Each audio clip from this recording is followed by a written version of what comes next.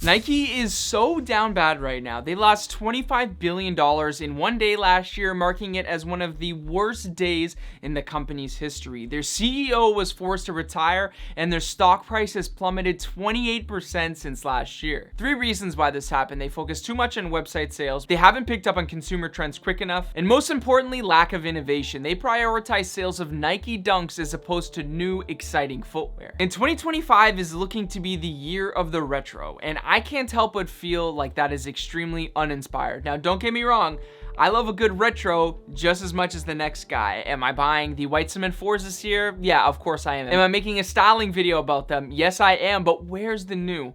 We need prime 2017 Nike back. Thank God there is still so much to be excited about if you are a sneakerhead. Have no fear. This is a positive video. If this is our first time meeting, my name is Bryce, and I have been making videos about men's fashion and sneakers for 7 years now, which is pretty crazy. It's a pleasure to meet you. Anyways, one of the biggest sneaker trends of 2025 is hybrid sneakers, which is a shoe consisting of an upper and sole, both of which are borrowed from different models. The first example of this is the New Balance 1906L. Loafers have become increasingly more popular for its lifestyle everyday wear, and combine that with a comfortable 2002R midsole, and you have people's attention. I truly believe this is one of the most exciting sneaker models out right now, period, especially for the fashion conscious person, which I consider myself. They have been selling out like crazy, and the resale prices are actually quite high on them. Without a doubt, it's an incredibly polarizing shoe, but that's kind of what's exciting about them for me. I think New Balance is one of the only brands that can actually pull the shoe off, because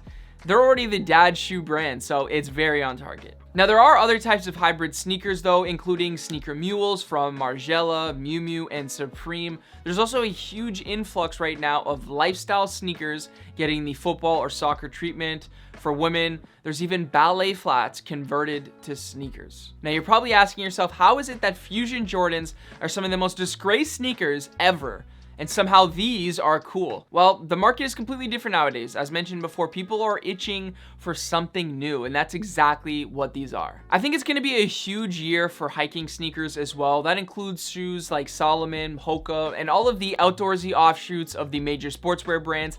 And the reason why is because these shoes are entering the mainstream. I first saw Salomon XT6s back in 2020, and around that time is when I started talking about them on this channel. If you live in Europe, you've probably seen them much earlier than that, but every sneaker trend video or blog that I am seeing online that's female oriented has mentioned Salomon. Nowadays, a big factor of a shoe's success is that it has unisex appeal. Now, if you're looking for something different from Salomon, try out Roa, as well as Keen, Norda, and of course Hoka, which has some amazing sneaker hiking hybrids. Now, by far the most popular shoes you will see people wear in 2025 are Normcore Sneaker. These include the Adidas Samba, Nike Field General, Adidas Gazelle, and Puma Speedcats, for example. And Normcore can come across as a bad thing, but it's really not. Fashion has changed, and people want less stuff and more clothes that are minimally branded, simple silhouettes that elevate their style. And a shattered backboard Air Jordan 1, for example, just doesn't complement that. People just want to make simple decisions. And that's why these Normcore shoes are so popular. It's one shoe that you can just leave by the door. Sneakers in fashion from the early 2000s, known as the Y2k aesthetic, is probably going to be even bigger in 2025, because brands have had a few years now to adjust and manufacture. And the first shoe that comes to mind is the Nike Air Max Sunder. In the tail end of 2024,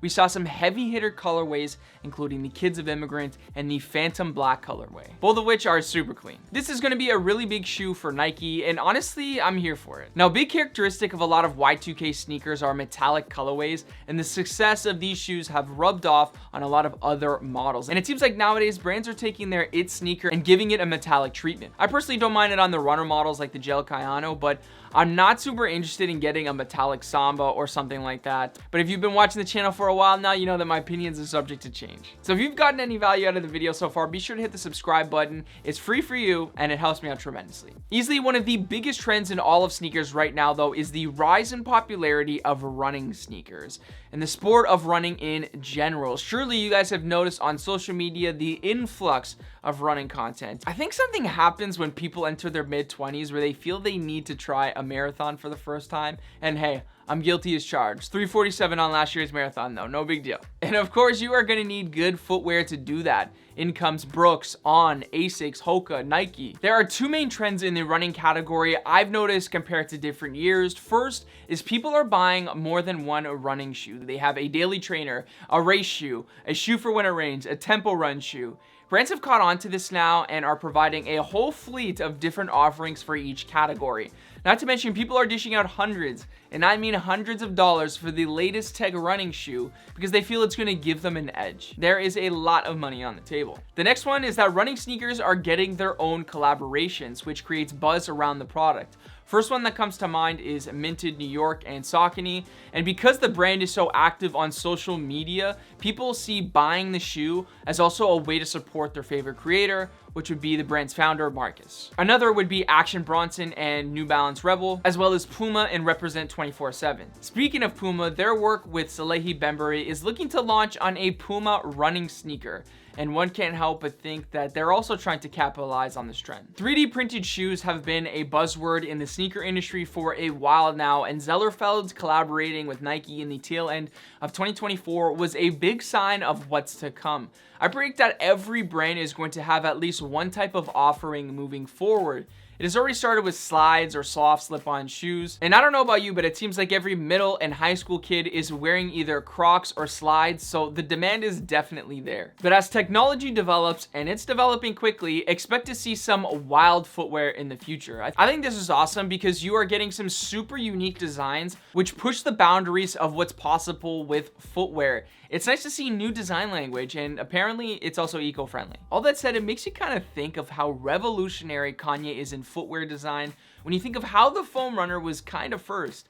I don't love every Yeezy, but it was always so fun and exciting to see leaks or samples of what's to come. 3D printing is at the forefront of modern technology, but we are also destined to hear the buzzword AI more and more in sneakers. This might be a 2026 sneaker trend, but Nike doesn't host an event in Paris demonstrating future possibilities of AI designed sneakers for absolutely nothing. They worked with 13 athletes and used 3D printing along with generative AI shoes to come up with each athlete's dream shoe. And although I kind of roll my eyes at the mention of AI these days, and as I get older, I kind of yearn for times of old, this is the type of energy that I'm looking for in the sneaker industry. I want disruptive Nike back. You can keep the Air Max DN8, which is trash by the way, it looks like a K-Swiss shoe. I want the AI Kipchoge sneakers.